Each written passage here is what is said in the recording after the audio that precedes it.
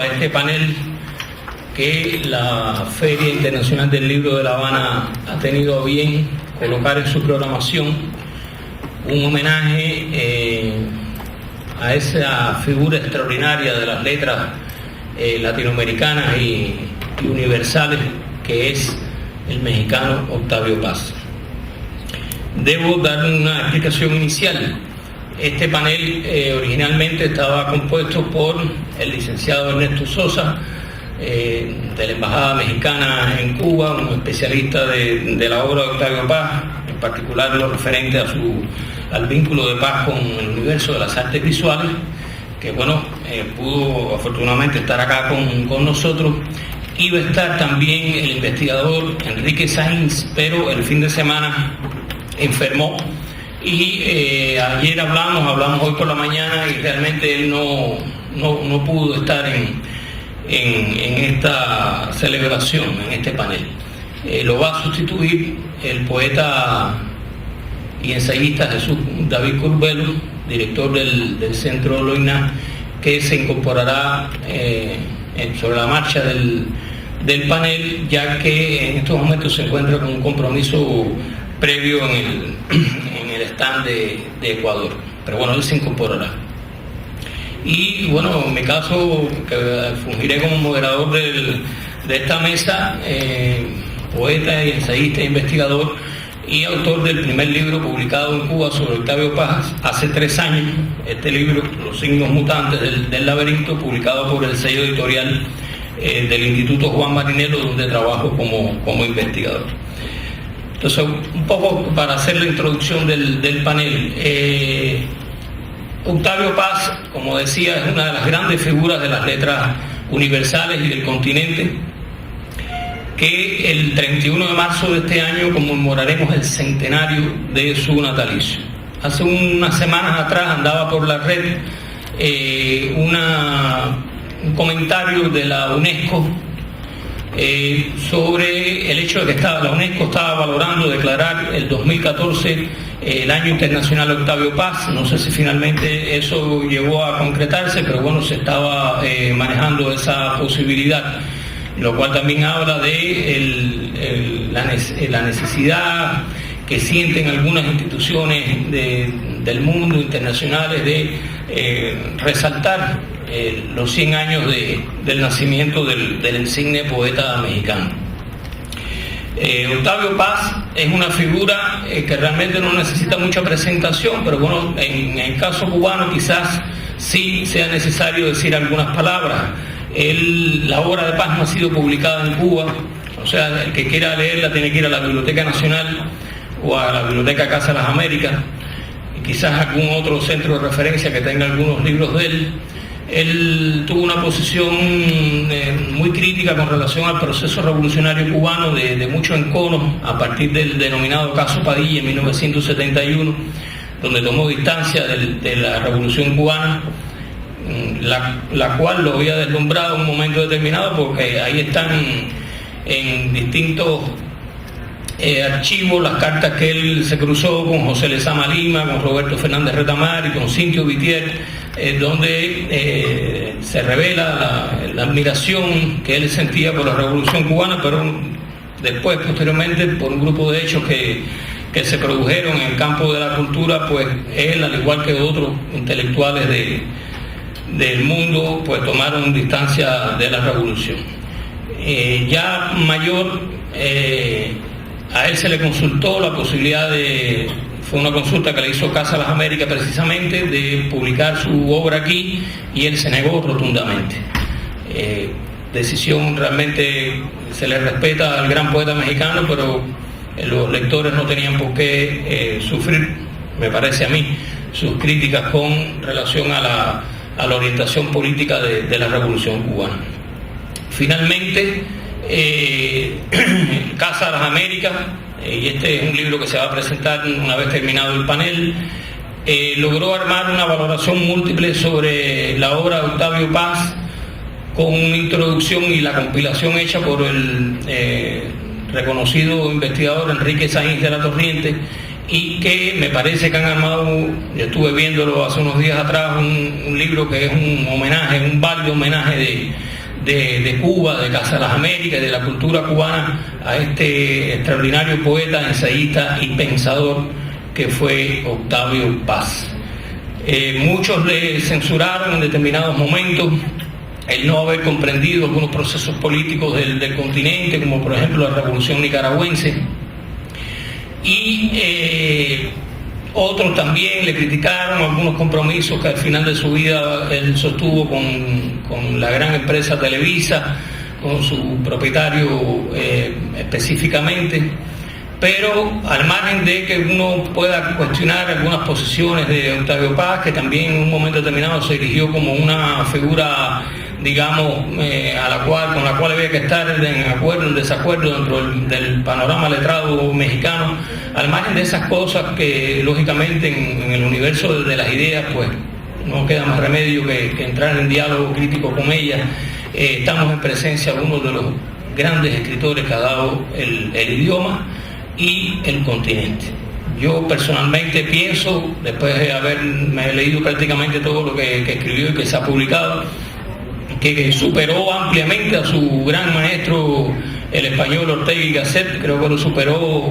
La obra ensayística de Octavio Paz es realmente deslumbrante por su agudeza, por la elegancia del lenguaje, porque realmente se convirtió en una especie de traductor de algunas culturas orientales con el occidente, porque supo penetrar determinados procesos contemporáneos con él, y yo pienso que sus análisis y los retratos que dejó de figuras importantísimas como Breton, Sartre, Luis Cernuda y otros escritores, que sería muy larga la lista ahora, realmente hacen que la obra de Octavio Paz se convierta en una aventura por el conocimiento y por la cultura.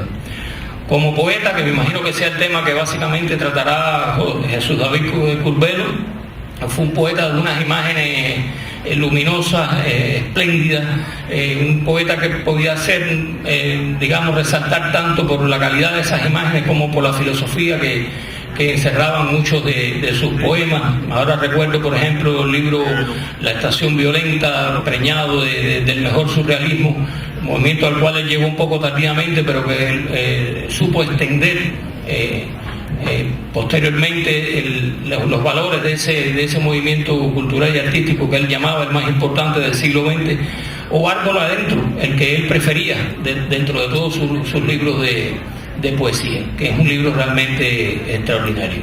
La obra poética de Paz es amplia, es reconocida. Me imagino que haya tenido mucho que ver con haberle otorgado el Nobel de Literatura, a pesar de que su obra ensayística se sostiene por sí sola.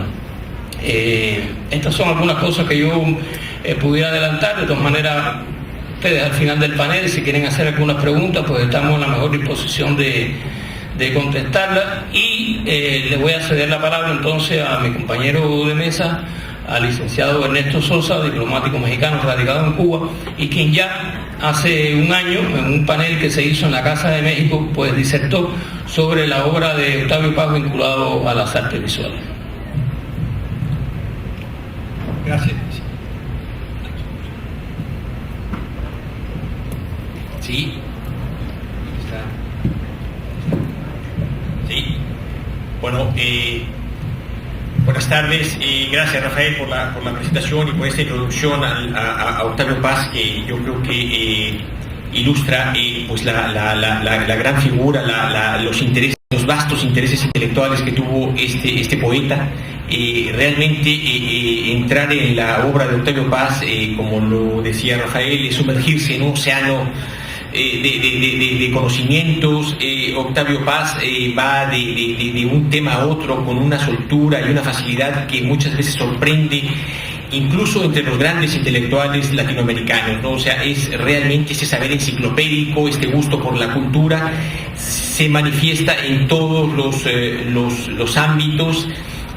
Casi poco, diría, no quiero exagerar, pero pocos temas le son ajenos, digamos, pocos temas de su tiempo, de las polémicas intelectuales le son ajenos. O sea, esto habla de una persona que tiene una constante curiosidad intelectual. Octavio Paz fue un hombre que alimentó, digamos, esta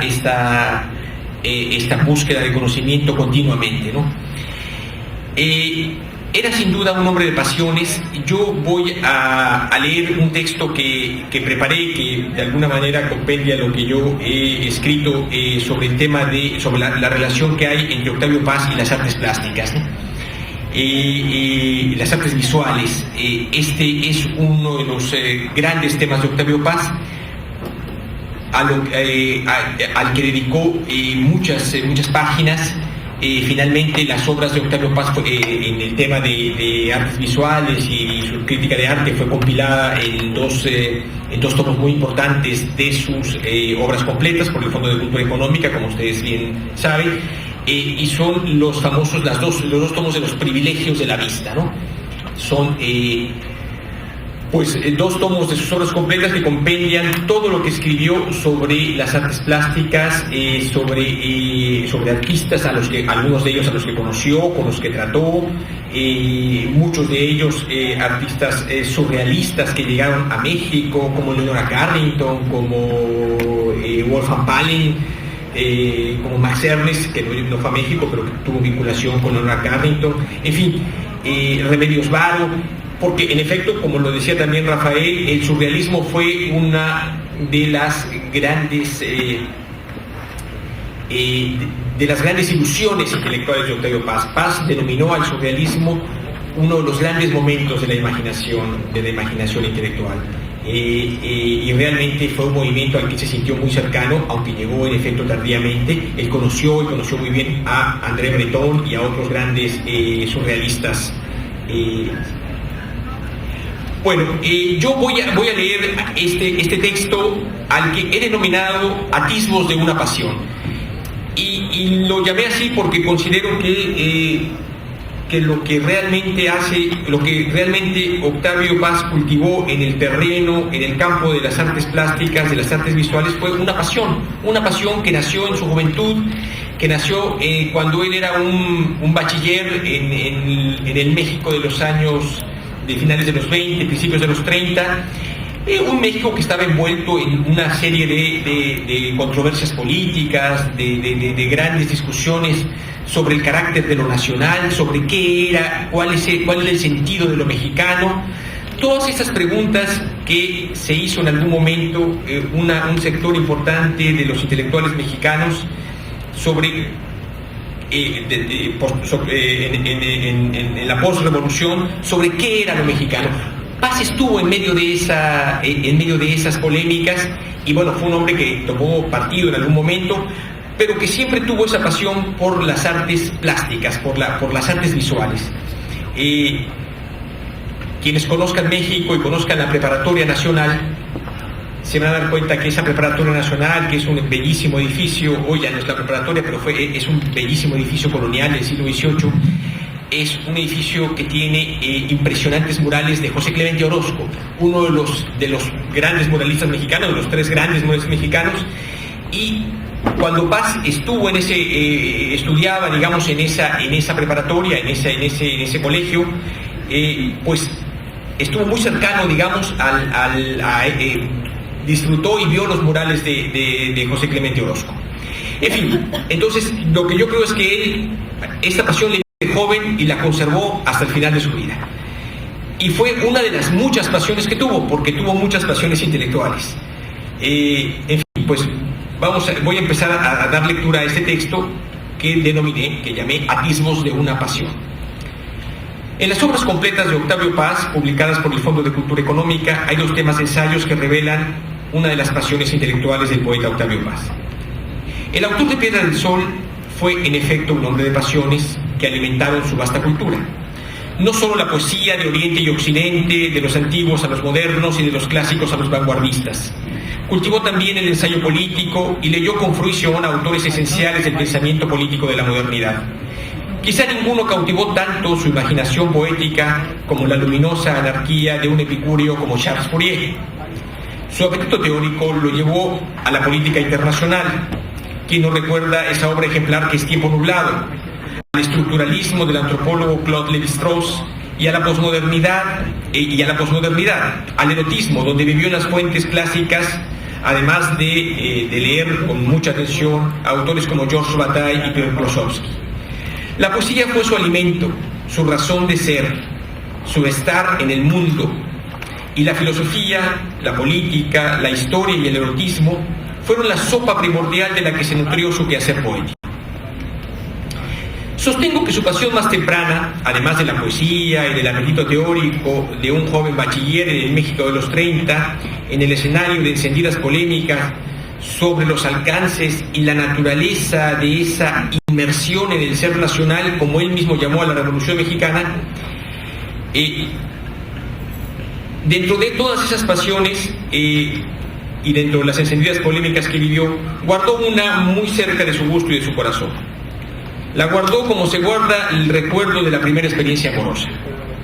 La pasión por las artes visuales, por la pintura, por la escultura, por la imagen sobre el papel o la tela, por el objeto. Hay una frase de Octavio Paz que dice: hay poemas que se pintan y pinturas que se leen. Con ese acerto, él trata de explicar la simbiosis entre imagen poética e imagen pictórica. Y ahí esta reflexión entronca con la filosofía, con la historia del pensamiento, y habla de los vasos comunicantes que existen siempre en todo conocimiento.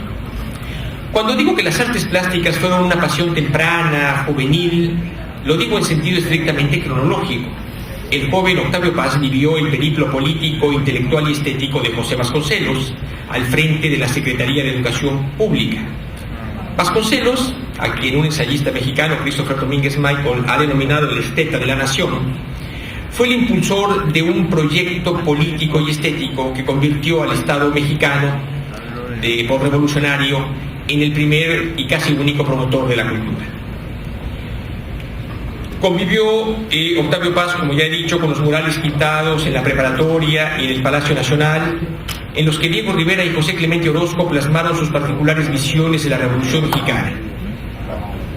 Es decir, Octavio Paz fue contemporáneo de uno de los grandes movimientos pictóricos de México y de América Latina del siglo XX, el muralismo. Fue también en esos años tempranos, juveniles, su inmersión en el México profundo. En un viaje a Yucatán como miembro de las brigadas de educación para hijos de obreros y campesinos, el poeta acarició la idea de ser arqueólogo. Fue tan solo un deseo, una intención que nunca se concretó, pero que dejó en claro la fuerte atracción que ejerció en él el horizonte cultural prehispánico. Fue Yucatán una experiencia política y vital de corta duración. Unos meses después se interrumpiría por la invitación que recibió para participar en el Congreso de Escritores de Valencia, en la España envuelta en la trágica guerra civil en la que vivió.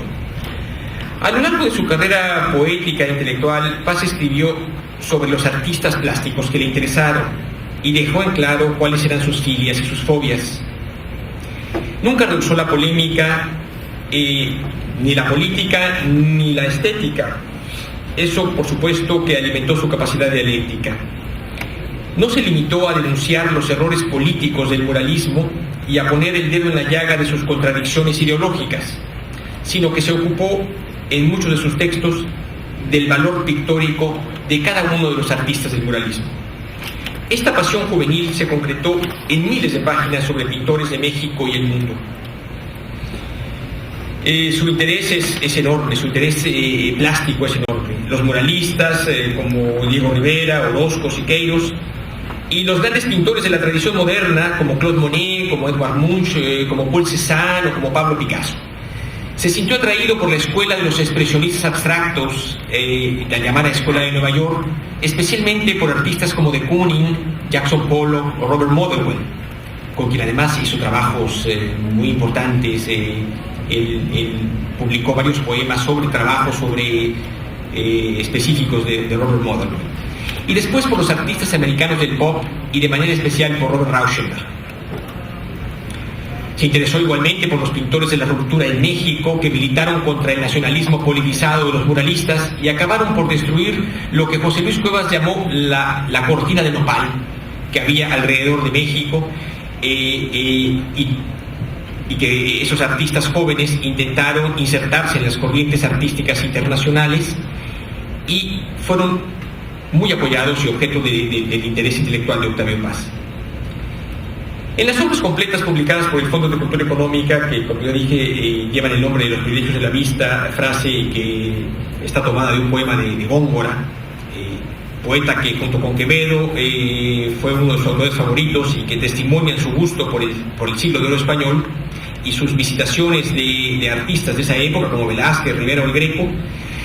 Sin embargo, tenemos que, digamos, limitar su pasión crítica o circunscribir su pasión crítica a los artistas modernos. O sea, Paz nunca escribió sobre el universo clásico, el Renacimiento o del arte del pasado, sino que fue muy claro cuando dijo: escribo sobre el arte de mi tiempo. O sea, le interesó siempre los artistas de la modernidad, los artistas en los que había que emitir un juicio y siempre había el riesgo de equivocarse en ese juicio, ¿no? Ahí estaba también reflejada su gusto por la polémica. Pero este gusto por los artistas de su tiempo pues es sin duda una declaración de principios, porque también en la poesía, ahí sí, en el campo de la poesía, él sí realmente navegó por todas las épocas y todos los tiempos. En el campo de la crítica de arte sí se centró más en los artistas de la vanguardia y los artistas de la modernidad. No desdeñaba, por supuesto, el pasado. Sabía, por el contrario, que la modernidad está hecha de fragmentos de muchos tiempos y que nada hay más moderno y vanguardista que lo llamado por los ojos occidentales como primitivo. ¿No fue acaso la escultura africana, el arte prehispánico y de Oceanía el que sentó las bases de la modernidad? ¿No son finalmente las señoritas de Aviñón, el gran parteaguas del arte moderno, una incorporación del arte de África?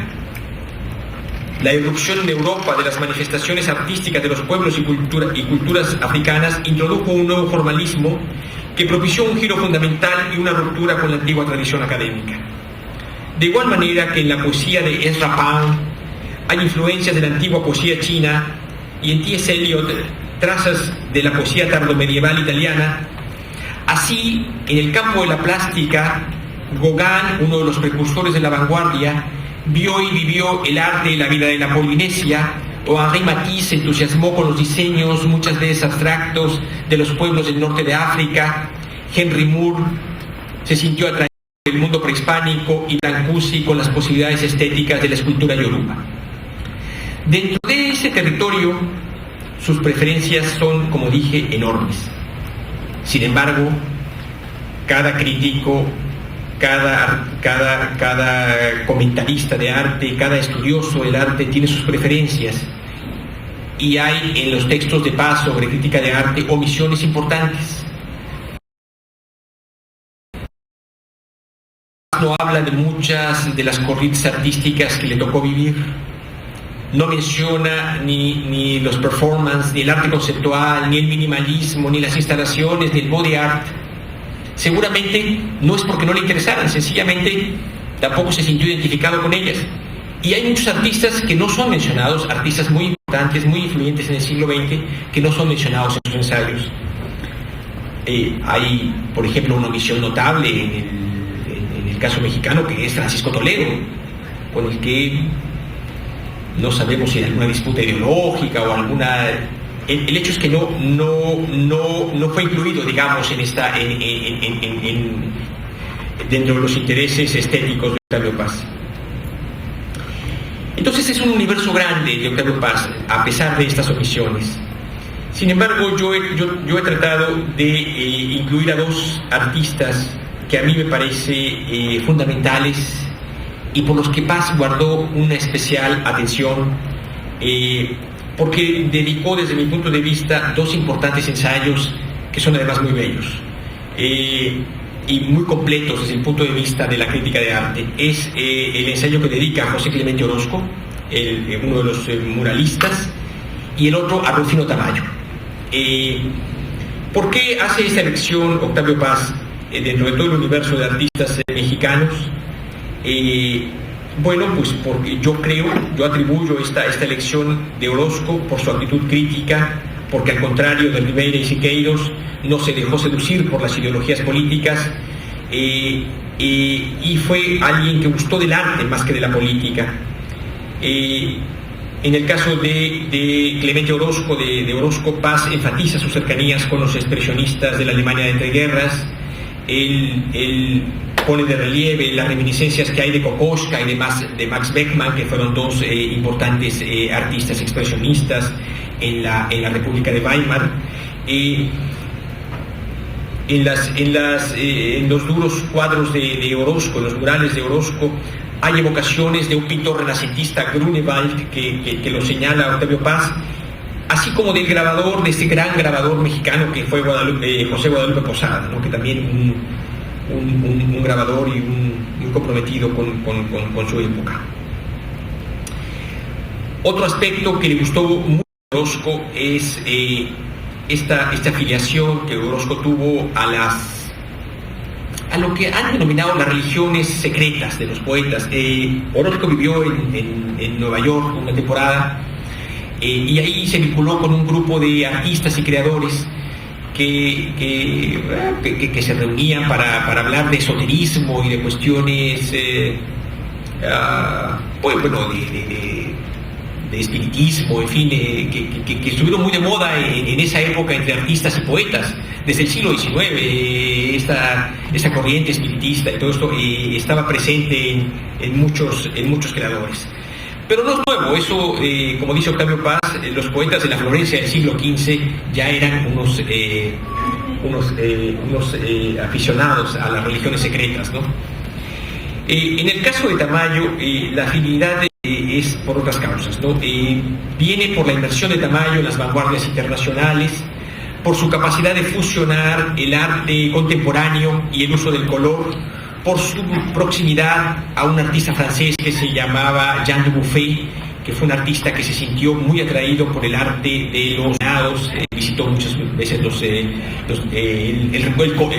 Jean Dubuffet recopiló muchos de los dibujos que habían hecho los enfermos que estaban recluidos en hospitales psiquiátricos en Europa en los años 30 y 40, y también por el arte de los niños, ¿no? Yo creo que Paz vio en la figura sintética y naif que aparece en muchos de los cuadros de Rufino Tamayo, pues esa fusión de vanguardia y tradición, ¿no? O sea, colores que recuerdan a México, colores que recuerdan la Oaxaca natal de Rufino Tamayo, pero también esa figura sintética y casi elemental, que es una de las figuras que recuerda evidentemente al arte primitivo, pero recuerda también a todos estos artes colaterales, estas corrientes artísticas que han nutrido la modernidad, ¿no? Entonces yo creo que él vio en Tamayo esta fusión de vanguardia y de tradición, que yo creo que fue una de las búsquedas que Octavio Paz hizo, al menos en el campo de las artes plásticas. Con los artistas extranjeros, pues se sintió también muy identificado con varios de ellos. Yo hablaría de Rauschenberg, con el que tuvo una especial cercanía. Robert Rauschenberg fue uno de los artistas de la generación pop, que conoció muy bien a Octavio Paz, en fin, y que hicieron algunas cosas juntas. De hecho, creo que Octavio Paz, si no mal recuerdo, en la gran exhibición que tuvo Robert Rauschenberg en México en los años 80, una retrospectiva muy grande, Octavio Paz fue uno de los promotores, y creo que hace una presentación en el catálogo de Rauschenberg, sobre la obra de Rauschenberg, sobre la exposición de Rauschenberg. En fin, yo, antes de concluir, quisiera decir que el otro artista que me parece importantísimo para Octavio Paz, aunque Octavio Paz no le dedica tanto,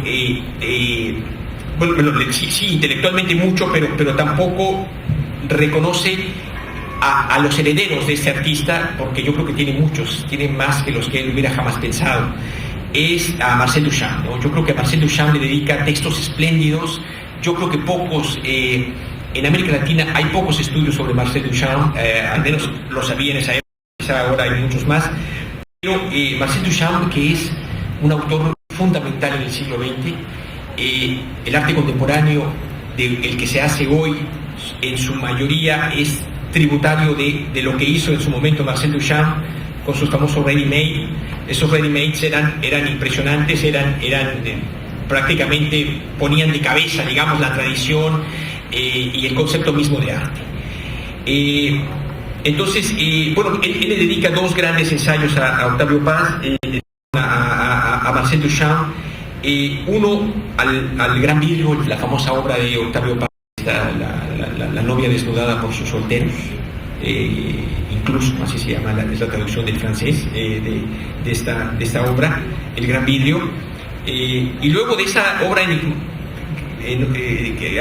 ya no sé si ustedes lo sepan, pero bueno, resulta que Marcel Duchamp dejó de crear en algún momento de su vida y se dedicó a jugar ajedrez.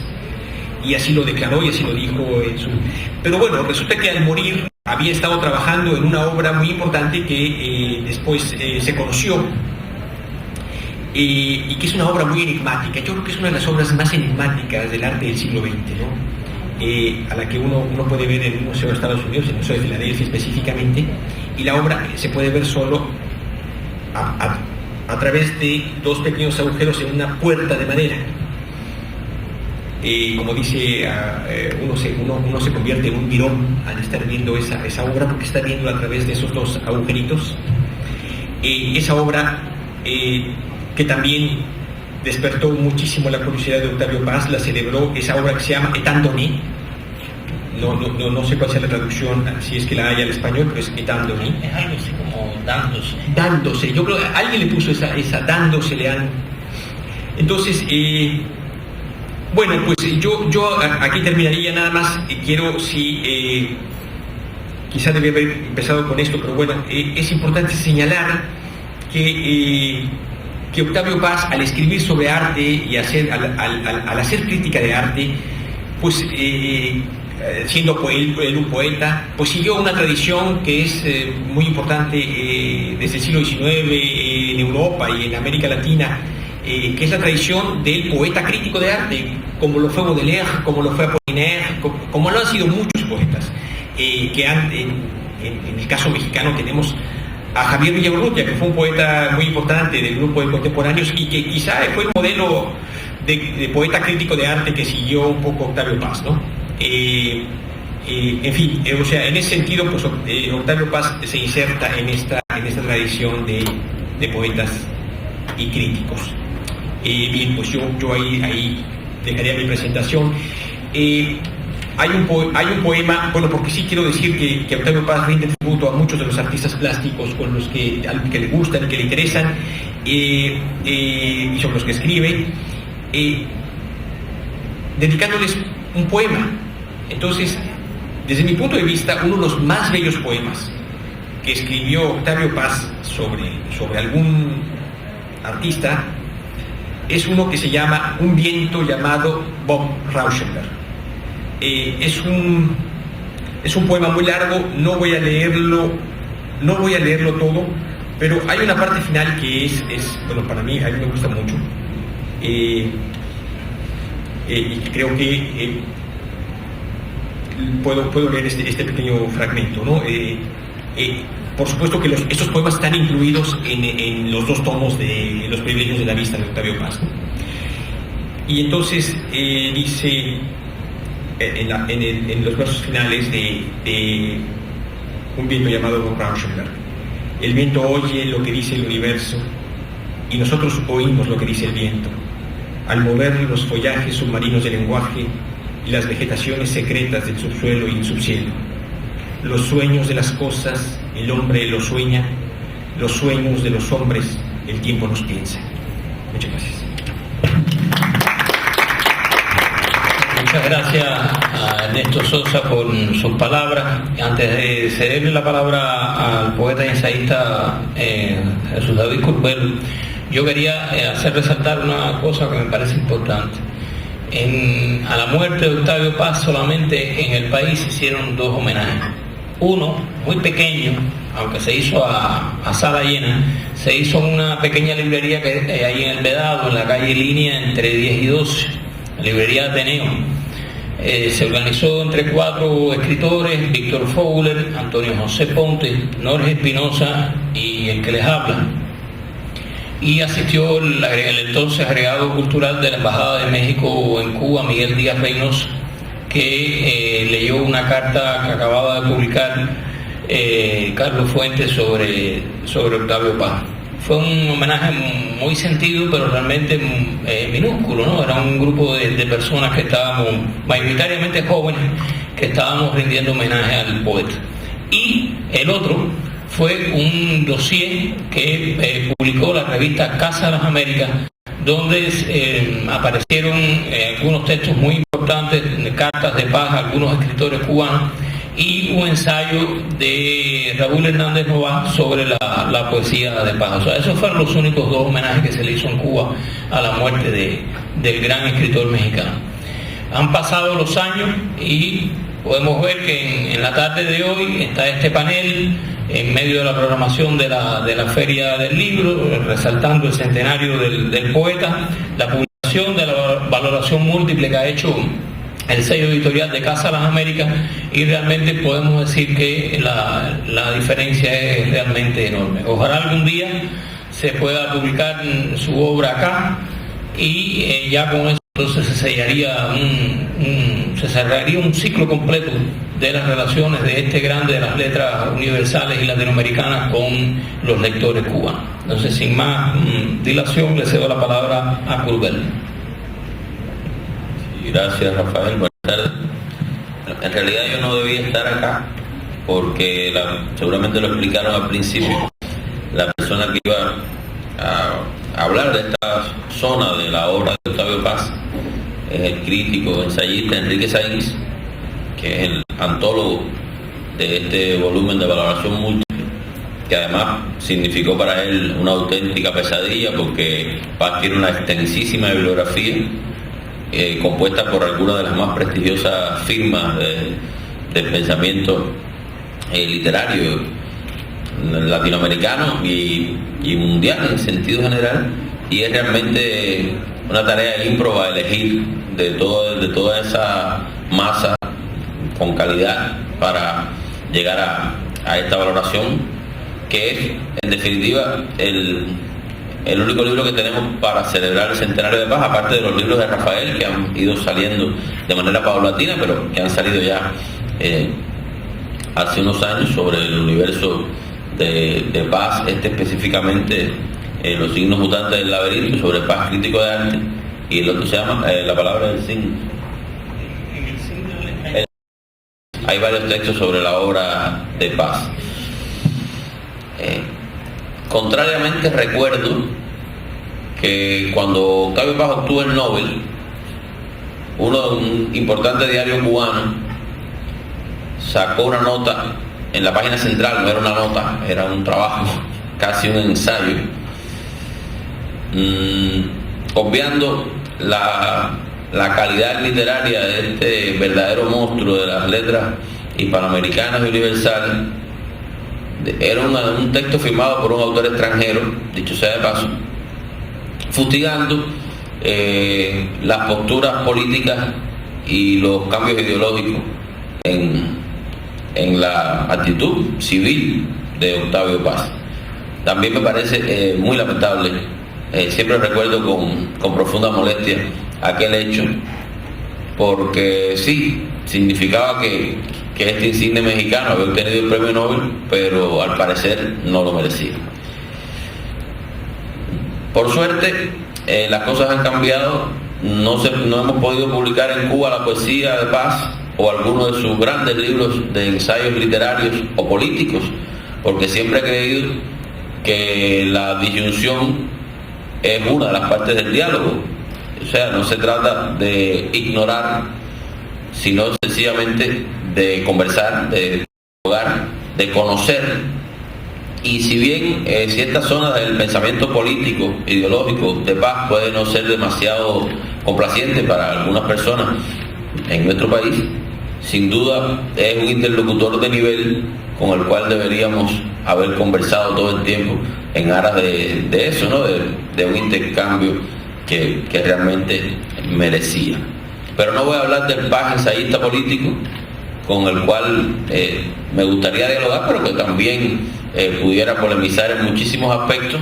Voy a hablar, y por supuesto sabrán que es absolutamente improvisado, lo cual no habla a favor de mi falta de profesionalidad, sino de mi compromiso con este autor que considero uno de los autores esenciales de la literatura de América, y no quería dejar pasar por alto la oportunidad de decir algunas palabras en esta conmemoración, que tal vez sea la primera que se hace, sea en Cuba. Estoy seguro que no va a ser la única. Trataré de ocuparme personalmente del asunto para celebrar su centenario. Como no preparé nada de antemano, una decisión que acabo de tomar esta mañana, voy a hablar solo de algunas impresiones de lectura, de mis recuerdos de lectura de la obra de Octavio Paz, de lo que ha sido para mí esta enseñanza, y esta que ha sido larga, dicho sea de paso. Yo conocí a Paz no exactamente como poeta. O sea, el primer libro de Paz que recuerdo haber tenido en mis manos es una antología que hizo en colaboración con Alichu Macero, Homero Arigi y Emilio Pacheco, que se llama Poesía en Movimiento, y que es una curiosa antología de la poesía mexicana, porque está a la mano de al menos estos dos grandes poetas. No es que Chumacero y Arigi no sean poetas excelentes, pero creo que Pacheco y Paz sobrepasan con mucho a la otra pareja.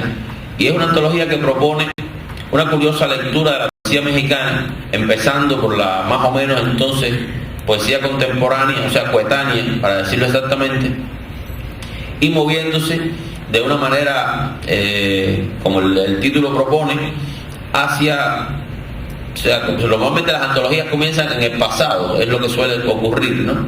Y al revés, estos antólogos van moviendo la antología hacia el pasado, pero es que el pasado, en ese pasado están quizás los dos poetas mexicanos que son quienes abren de veras las puertas a la entrada en la poesía mexicana de esa modernidad de que hablaban el colega en las artes plásticas, que son por un lado Tablada y por el otro Ramón López Velarde. O sea, esos poetas que sacuden finalmente de la poesía mexicana y de buena parte de la poesía hispanoamericana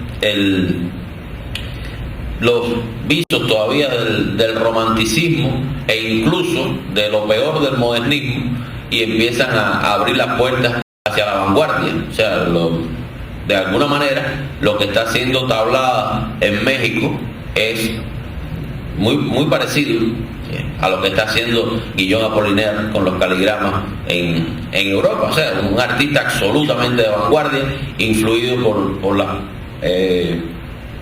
los pensamientos, por la línea de pensamiento y la poesía orientalista, y utilizando también esta poesía visual que Paz cultivó. Después me voy a referir brevemente a ello en mi intervención, que pretendo que no sea muy larga. Aquella antología me llamó profundamente la atención, los textos de Paz que están incluidos ahí también, y esa motivación me convirtió en un admirador de la obra de Paz. Después fui consiguiendo a cuentagotas esa obra en Cuba. En aquellos años, estoy hablando de los tempranos años 80, era muy difícil acceder a los libros de Octavio Paz. Tenían que ver personas que los traían del extranjero, algún grupo de amigos lo pasábamos de mano en mano, como se pasa una cosa así que tiene un carácter medio sectario, hasta que por fin apareció, que fue realmente mi primera lectura más contundente de la poesía de Paz, una de las tantas ediciones de Libertad bajo palabra. Libertad bajo palabra, que es una curiosa antología que Paz fue incrementando durante muchos años, reestructurando, cambiando, poniendo y quitando, en un juego intelectual que tiene mucho que ver con su propia actitud ante la vida. O sea, ese hombre que se movió todo el tiempo en un continuo experimentalismo, no solo como poeta, sino también como ensayista sobre artes plásticas, incluso como ensayista y crítico de la política, de lo social, y que tuvo esos aparentes bandazos en que se mueve y que a mí no me parecen perniciosos en absoluto, sino que son pura representación intelectual de la dialéctica de la existencia. O sea, así se comporta el individuo. Aquella libertad bajo palabra no era la definitiva. Después hay una edición mucho más sólida, que es precisamente prologada por uno de los grandes ensayistas cubanos, Enrico Mario Santí, que es uno de los, a mi juicio, uno de los estudiosos más suspicaces de la poesía de Octavio Paz. Octavio Paz estuvo cerca de varios poetas cubanos. El otro es Orlando González Esteban, un curioso poeta cubano, también por supuesto que vive fuera de Cuba hace muchos años, que tiene mucha influencia de la cercanía, colaboró con él en Vueltas y tiene una curiosa influencia de su obra. Ahí estaba ya, en Libertad bajo palabra, un Paz realmente esplendoroso. O sea, ahí están algunos de los poemas interesantes de Semillas para un himno, Águila o Sol, La estación violenta, y por supuesto esa monstruosa construcción en no sé cuántos, ahora no recuerdo la cifra, pero son cientos de endecasílabos, que es Piedra de Sol, que es toda una relectura y una reescritura de la tradición mexicana. Voy a tratar, no siempre lo conseguiré, de mezclar el Octavio Paz poeta con el Octavio Paz ensayista literario, con el Octavio Paz continuamente reflexionando sobre los misterios de la poesía y sobre aprendiendo de sus lecturas. Si algún poeta creo que es notable ese aprendizaje, cómo llega a sus versos, es precisamente en la obra de Paz. O sea, Paz, recordemos que debuta como ensayista con un libro sobre la mexicanidad, El laberinto de la soledad, un libro que pone en crisis muchas visiones de ensayistas anteriores y comienza a mirar la ontología mexicana de otra manera. Un libro polémico, como casi todo lo que Paz escribió, un libro agresivo incluso en ciertas zonas, como la parte que habla de los hijos de la chingada, etcétera, que realmente puede ser muy enojoso para determinado sector del pensamiento mexicano, latinoamericano en sentido general, pero es un libro que ya nos enseña un hombre que está abriendo un camino, que está buscando encontrarse y encontrar al prójimo en esa continua indagación. Después creo que hay un libro de ensayos que para mí ha sido fundamental realmente. Si hay 4 o 5 libros importantes en mi relación con el ensayismo sobre la poesía, uno de ellos es El arco y la lira. O sea, El arco y la lira, una serie de reflexiones profundas, enjundiosas y al mismo tiempo escritas en una prosa que realmente desborda el común del ensayismo literario latinoamericano. O sea, la prosa que en ciertas zonas remeda la propia lírica, remeda el poema, un libro que se dedica a indagar en 2 cosas fundamentales que al final vienen a ser el núcleo de casi toda la poesía, que son la imagen y el ritmo. Paz va a través de eso mismo que decía hace un rato, del despliegue de su erudición, del despliegue de sus lecturas y de sus inquietudes, mostrándonos, provocándonos a seguirlo en ese viaje sobre los cuestionamientos, por los cuestionamientos que hace a distintos poetas, a distintas épocas y sobre todo a distintas maneras de entender la poesía y de proponer lecturas de un fenómeno tan múltiple como puede ser la poesía. De esas indagaciones y de otras como las de Cuadribio, tal vez, donde Paz regresa, no lo voy a tener por supuesto en cada uno de sus libros, solo en aquellos que más me gustan. Paz regresa a indagar en las fuentes del cambio poético hispanoamericano. Vuelve a Rubén Darío, ese ensayo, a mi juicio, magistral que está en Cuadribio, que se llama El caracol y la sirena, que es un ensayo sobre la poesía de Rubén Darío, uno de los más lúcidos ensayos que se ha escrito sobre Rubén Darío. El ensayo sobre Velarde, que también está en ese libro, y creo que también hay uno sobre Pessoa y otro sobre Cernuda, ¿no? Es algo así, que son poetas todos de una movilidad conceptual. O sea, Darío también es un poeta al que le debemos una lectura mucho más sosegada y aguda que solo achacarle haber sido el principal campeón del modernismo. O sea, Darío es un poeta que también tuvo una movilidad extraordinaria a lo largo de toda su poesía, proveniente de sus lecturas de Whitman, de Baudelaire, de toda la poesía escrita en otros idiomas y lo mejor de los poetas de esos idiomas, cosa que Paz heredó y que está presente en estas indagaciones. Fíjense que se va a un autor tan controvertido, tan múltiple como Fernando Pessoa, que es igual una de las puertas que Paz abre hacia sus próximos libros. Creo que de esas búsquedas es que sale un poema como Blanco, que es un poema en verdad extraordinario, uno de los grandes poemas.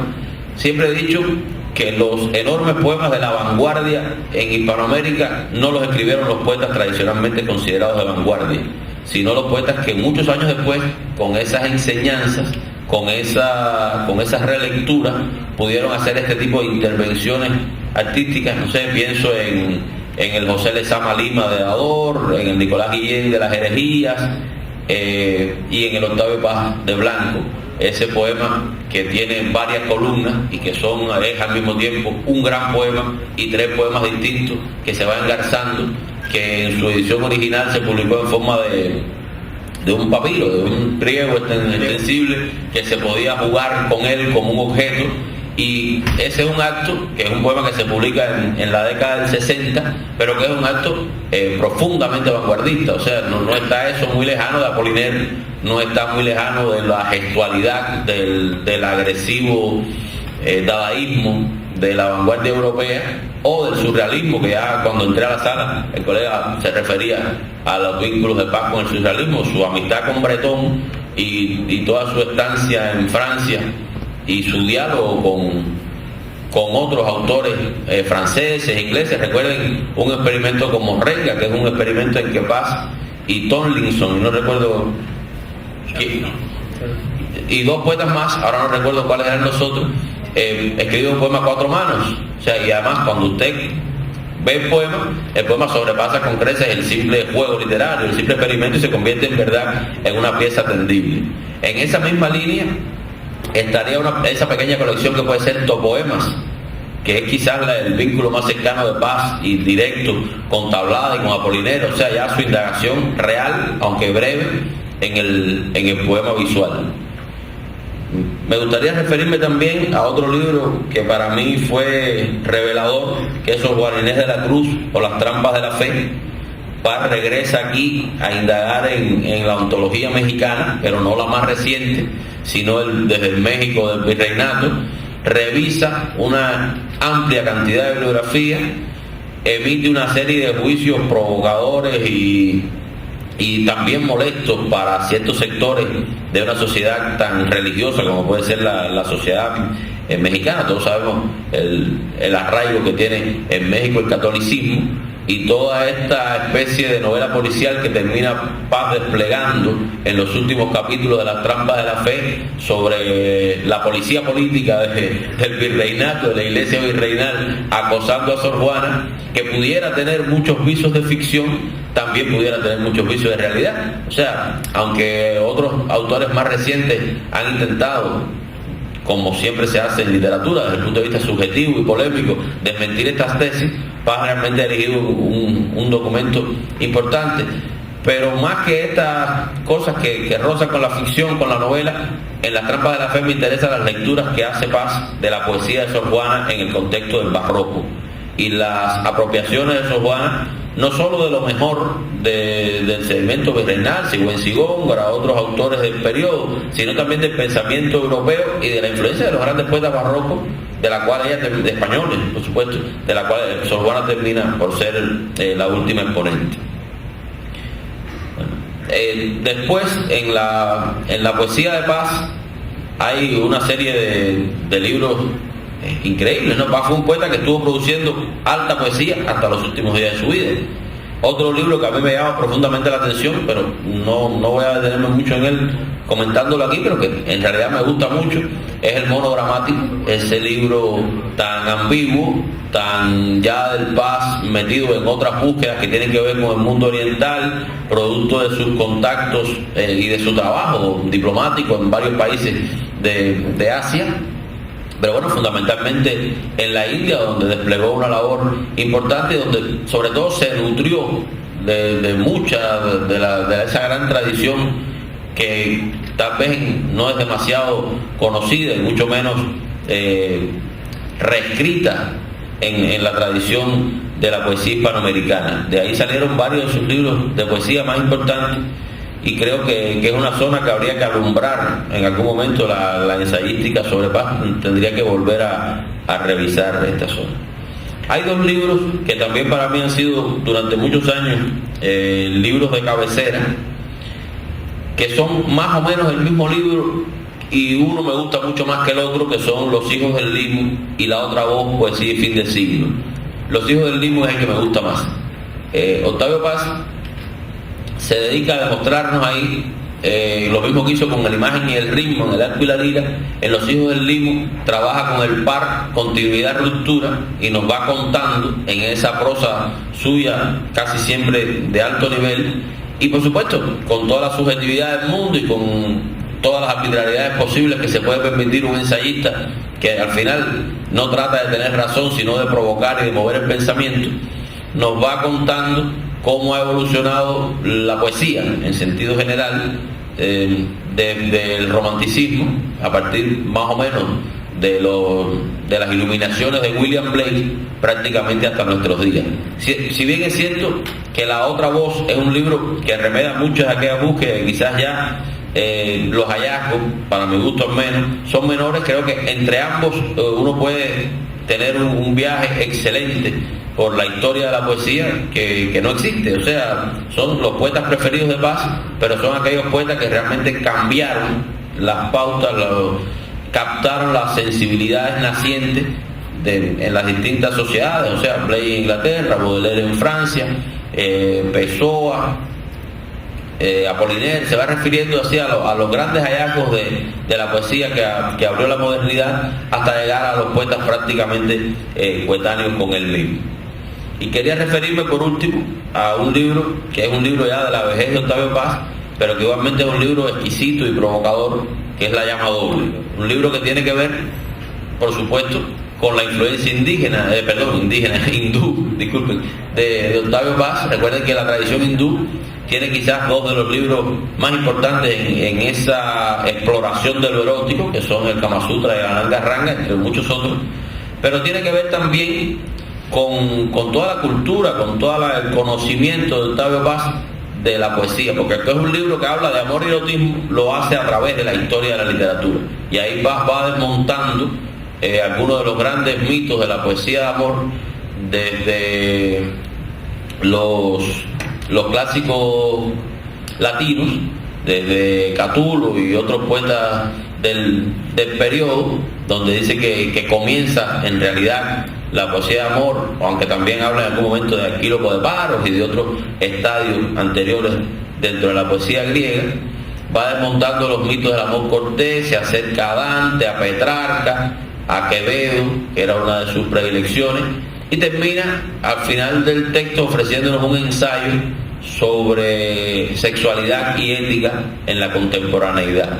Creo que realmente es un autor que se movió en las más disímiles cuerdas, en todas con una altísima dignidad, y que es uno de nuestros grandes pensadores, que además fue un agudísimo poeta. Suele suceder eso, que los poetas tienen una percepción especial de la realidad. Pensemos en Eliot, pensemos en Pound, pensemos en Lezama, pensemos en Borges, y veremos que parece ser una máxima que se cumple.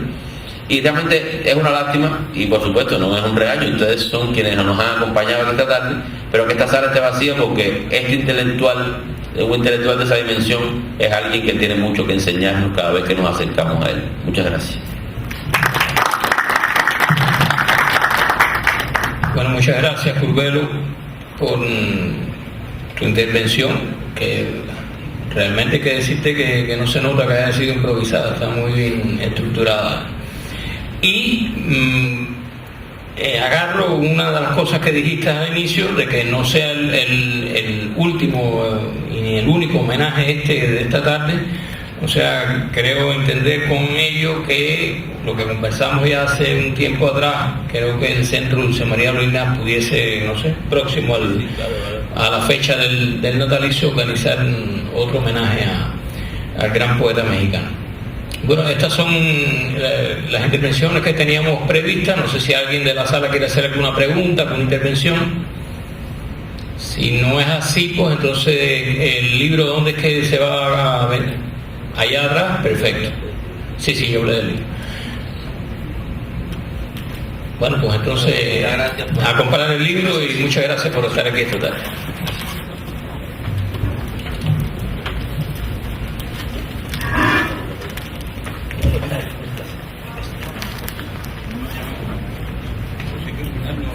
Tendremos en cuenta para otra cosa. Y haremos una lectura colectiva, quizás pudiéramos hacer una lectura de las mejores zonas.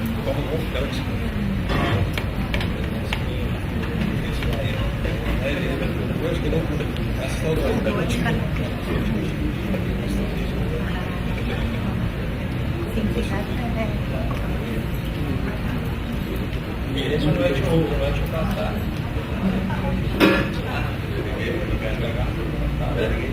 La gran carencia es claro,